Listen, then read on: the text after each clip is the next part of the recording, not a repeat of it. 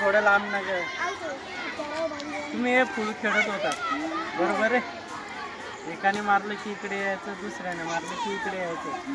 पण मध्येच काय झालं, तुमचं जर बॅट हुकली हे फुल कुठं जातं, खाली पडून जातं. आता एक दगड घेऊ आपण. हा दगड आपण असा सोडला तर कुठे जातोय, खालीच जातोय. आपण एक काम करू, त्याला वर फेकू. बरं वरच थांबतो की खाली येतो बघून घ्या पहिले. बरं खाली झालं. आता खालीच काय येतोय बरं, वर काय जात नाही. आता तो वर काय जात नाही, इकडे काय जात नाही, इकडे पण जात नाही, इकडे जात नाही, खालीच जातो.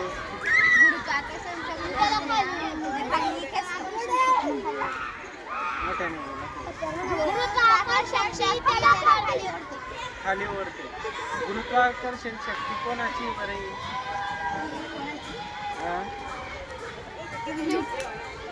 जमिनीची. म्हणजे त्यालाच आपण पृथ्वीचं गुरुत्वाकर्षण म्हणतो.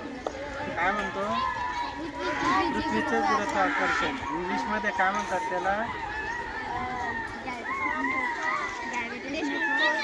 ग्रॅव्हिटेशनल.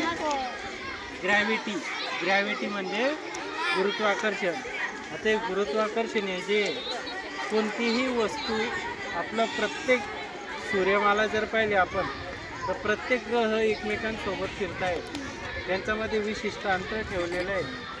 एकमेकांना अशी टक्कर होते का? आता आपण पृथ्वी, आपला पृथ्वीचा उपग्रह कोणता आहे? उपग्रह चंद्र. आता चंद्र पण फिरतोय, सूर्य पण फिरतोय. एकमेकांची टक्कर होते का? त्यांच्यामध्ये अंतर ठेवलंय की नाही? हे जे गुरुत्वाकर्षण आहे हे विशिष्ट अंतर त्या ठिकाणी मेंटेन ठेवत असते. आपली जी पृथ्वी आहे तिचं गुरुत्वाकर्षण पण कसं आहे, आपल्या आकाशाच्या काही अंतरापर्यंत गुरुत्वाकर्षणची कक्षा सुरू झाली की तिथून प्रत्येक वस्तू पृथ्वी आपल्याकडे खेचून घेते. आणि गुरुत्वाकर्षण कक्षेच्या पलीकडे जर आपण बाहेर गेलो तर आपल्याला कोणतीही शक्ती त्या ठिकाणी ओढत नाही. तेव्हा आपण अवकाशामध्ये असतो. येते लक्षात? आता पहा, चंद्र आपल्या समुद्राला भरती केव्हा येते? समुद्राला भरती ओटी माहिती आहे तुम्हाला? भरती येतं म्हणजे समुद्राचं पाणी किनाऱ्याकडे येतं. आणि ओटी येतं म्हणजे काय?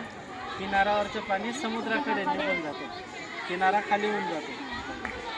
ज्यावेळेस पौर्णिमा असते तेव्हा भरती येते, ज्यावेळेस अमावस्या असते तेव्हा काय येते? ओटी येते. मग आता पहा, पौर्णिमेला चंद्र पूर्ण असतो. तो पूर्ण असतो, त्याचं आणि आपलं पृथ्वीचं अंतर कमी होतं. तो पूर्ण दिसत असल्यामुळे त्याचं गुरुत्वाकर्षण आपल्या पृथ्वीवर परिणाम होतो. चंद्राच्या गुरुत्वाकर्षणामुळे आपलं पृथ्वीवरचं पाणी ओढलं जातं. त्याच्यामुळे पौर्णिमेला काय येते? भरती येते. आणि अमावस्याला आपल्याला चंद्र दिसतो का? नाही दिसत. मग चंद्र दिसत नाही, त्याच्यामुळे त्याचं गुरुत्वाकर्षण शून्य होऊन जातं. ते शून्य झालं की समुद्राकडे आलेलं पाणी काय होतं? मागे सरकून जातं समुद्राकडे, म्हणजे ओटी होऊन जाते. जे गुरुत्वाकर्षणाचे परिणाम आहे. बरोबर आहे? आलं सर्वांच्या लक्षात?